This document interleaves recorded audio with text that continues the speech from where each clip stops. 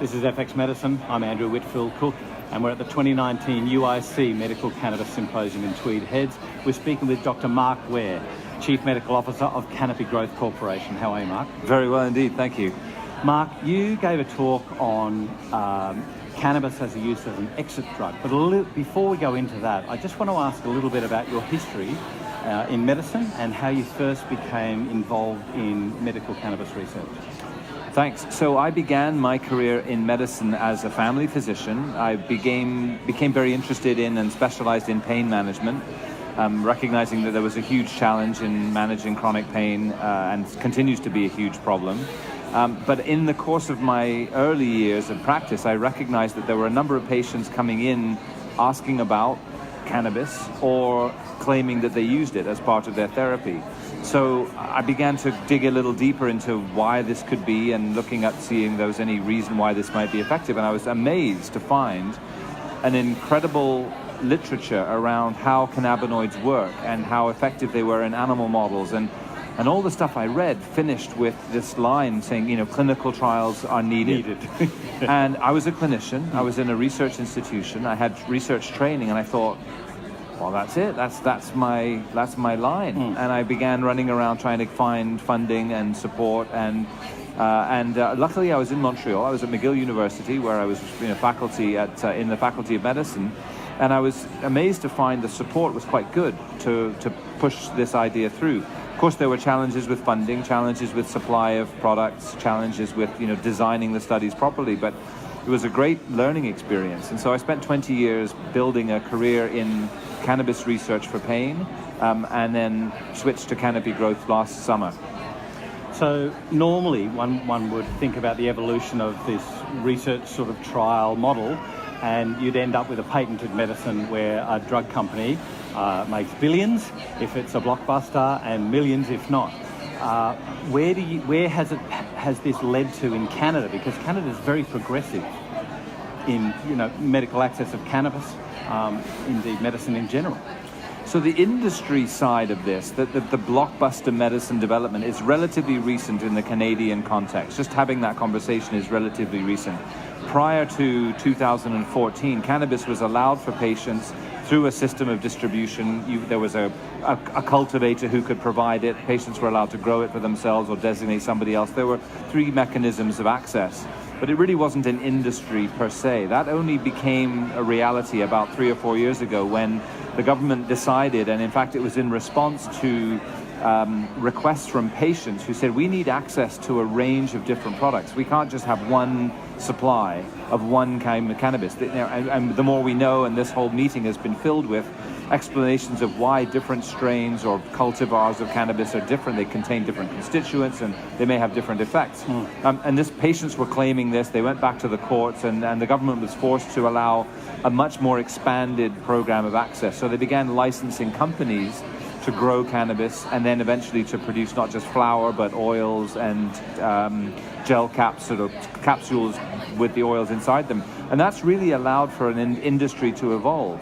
The challenge, of course, is picking an indication, picking a formulation, somehow wrapping some intellectual property around that, which you can then invest in and progress.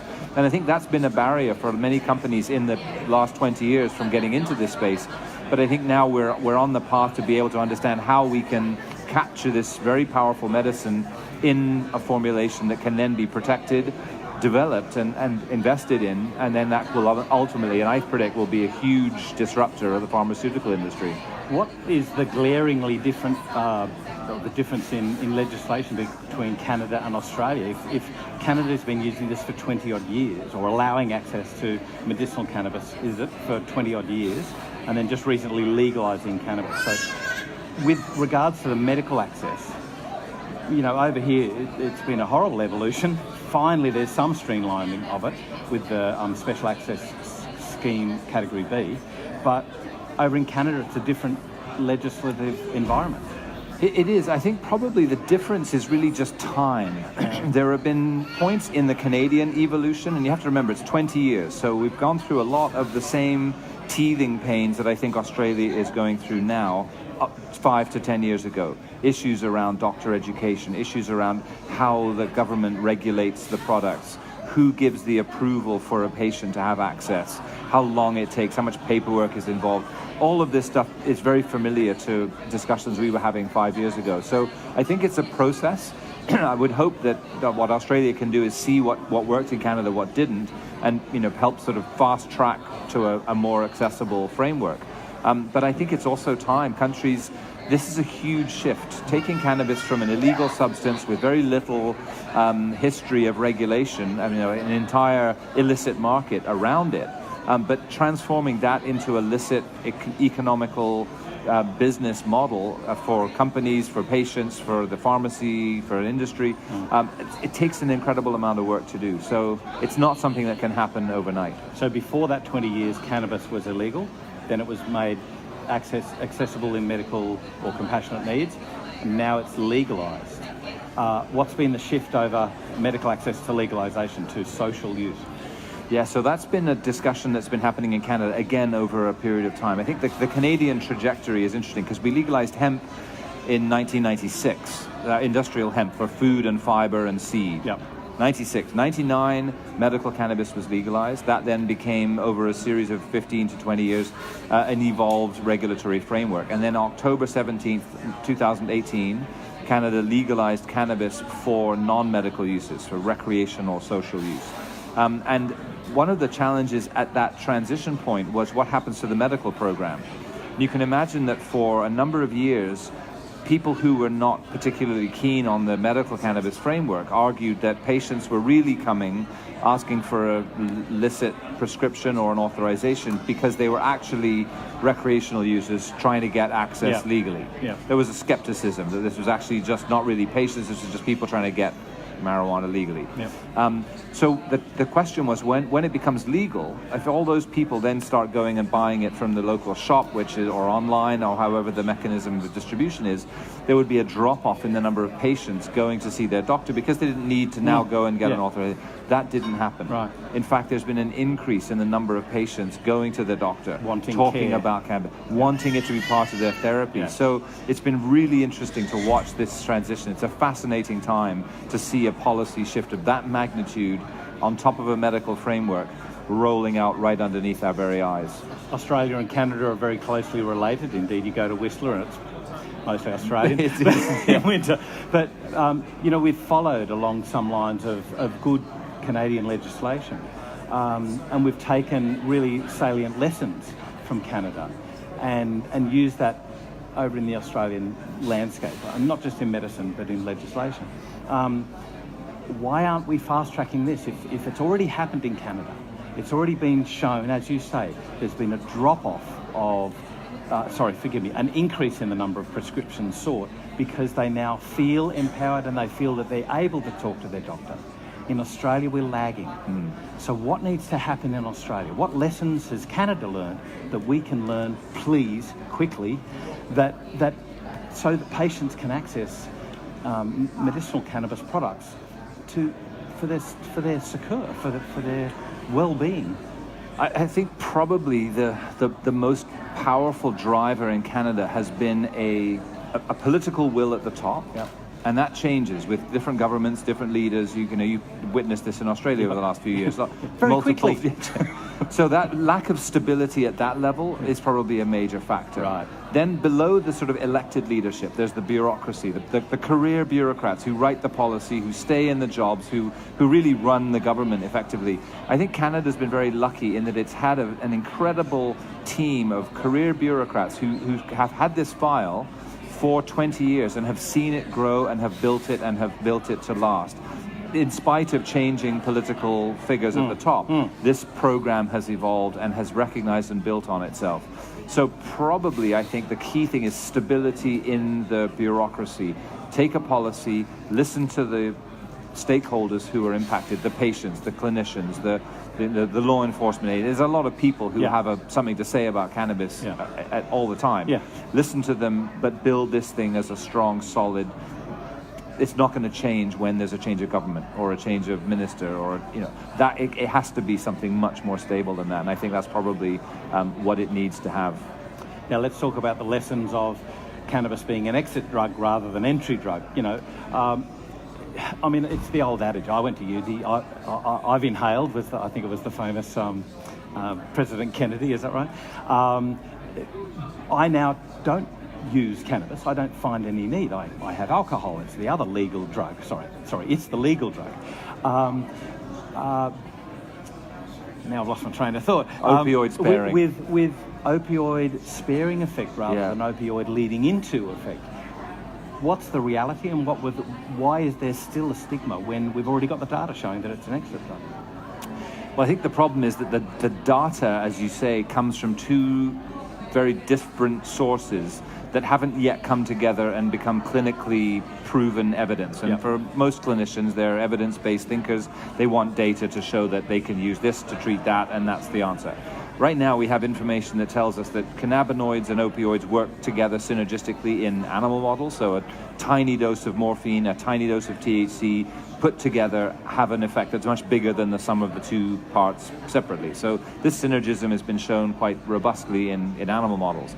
And then the other side, you've got data suggesting that access to cannabis has resulted in certain parts of the world, especially in the US, to be associated with lower uses of opioids, lower hospitalizations, lower mortality with opioids. So there's an association that having access to cannabis appears to result in people using less of these drugs.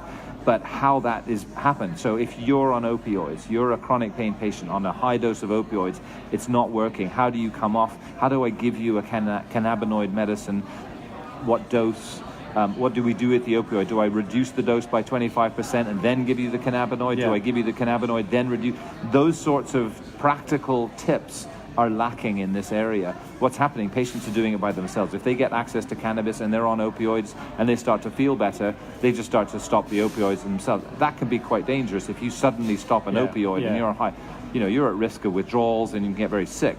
So we need ways to teach people how to do this properly, and we need essentially some form of study that helps us understand how to do this safely and what are the right doses and so on. Some of the detractors of cannabis as used as an exit drug have spoken about, I think there was a study done that showed increases in crime and things like that.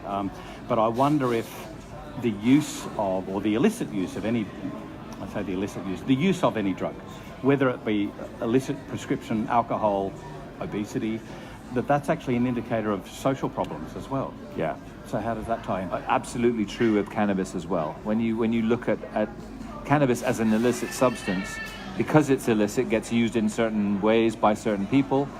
Huge associations with any substance abuse story is often driven as much by the socioeconomic status of the individual, their family, their social framework.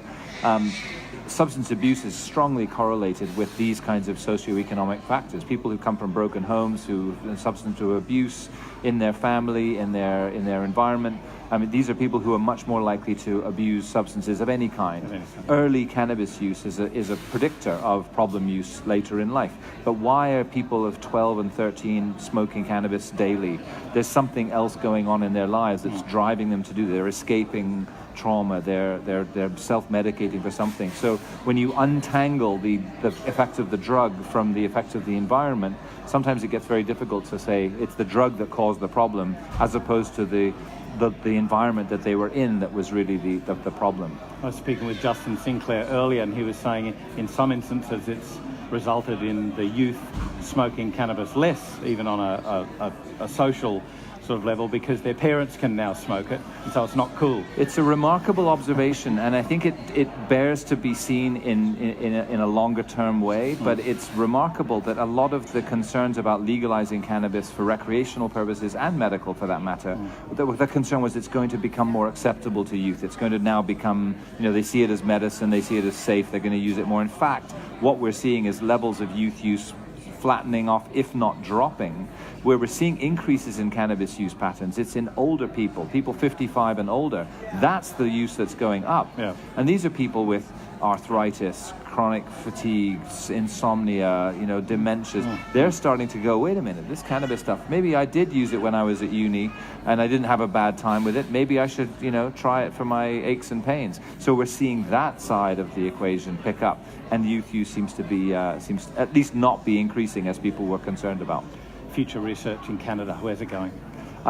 I think there's two things. One is the ability to actually do properly conducted clinical studies. The evolution of an industry, companies like mine at Canopy can now invest in robust clinical studies to bring medicines to the point where they can be prescribed by the doctor anywhere in the world. Yep. That's the goal for drug development. So that's now very much more possible. There's a huge amount of capital coming into the cannabis space, so there's an opportunity to use that to advance the knowledge. The second thing is just public health, watching what's happening at big picture, 30,000 feet, look back. Canada's legalized cannabis. What happened? What happened on the roads? What's happening in the schools? What's happening in the mental health system? What's happening in the emergency room? These are very valuable lessons, and we're setting up the sentinel systems, the surveillance mechanisms to monitor that. And it'll take years before we can stand up and say, okay, Canada legalized, 5 years later, what's going on? But I think we have a tremendous opportunity to inform ourselves on that. Do you see any red flags, though, at the moment? Any safety issues that are glaringly obvious? No, I don't think so. I think the safety issues that we do have to watch out for are lessons that we learned from the opioid crisis. And I think this is something that a lot of people are concerned about. The pain community, myself included, got swept up in a wave of opioids are safe. Yep. You've got chronic pain, it's okay. You can take an opioid, it's good. It's as long as we track you can. We quickly realized that use became associated with those prescription medicines getting diverted, misused, and then problems. And the mortality now with opioids has reached epic proportions. So I think there's a fear that with cannabis coming into the track now, that 20 years later there'll be some other cannabis epidemic. And what will that look like? What's the problem? So the red flag isn't so much a real one. It's a concern that, are we just going down this path again? Here we go again. Companies saying it's okay, it's safe to use cannabis, it's good. I've heard that before, and look where we ended up. So I think that's the red flag that we have to look out for, and there's no reason why we should enter into that situation. If we're tracking and monitoring and observing the use of cannabis properly, we'll pick up signals. And if there aren't any, then it's not because we weren't looking. The big mistake we would be is to say, here it is, legalize it, and then look the other way and forget about it for 20 years. We cannot afford to do that. So what do you say to those people, politicians, medical practitioners, those people that say we need to watch, we need to wait, we need the trials first? What do you say to those people when you've got the Australian public who are in dire need, or some of them who are in dire need of medical responsible access to products that can alleviate pain, that can manage opioid problems, that can reduce morbidity, improve productivity, What do you say to the Australian caregivers, lawmakers, legislators? Should we wait? Should we act now? So I think the key word would be regulate. There's legalization and there's all the legalities of the policy, but the regulations are the key piece of how that actually looks in real time. And those regulations can provide two major things, which I think are the critical ones: access and monitoring. So provide the products, quality controlled, safe supply, get it out to the patients who need it. But monitor the response, monitor the use patterns, who's using what, why, what are the sort of adverse events, what are some of the benefits. If you provide the access today and you monitor tomorrow, a different story. Those people that have provided the access with the special access scheme category B would say the access is there for patients, right, and yet the patients are having to purchase an extremely expensive product. What's happened in Canada's example? So choice has been a big thing. Having multiple suppliers, competition enters the market, so everyone starts to work against the market, so the prices start to come down. Right. I think the economies of scale start to creep in as you get companies that get big enough to be able to produce cannabis and cannabis medicines at scale. Yeah. Then the costs start to come down.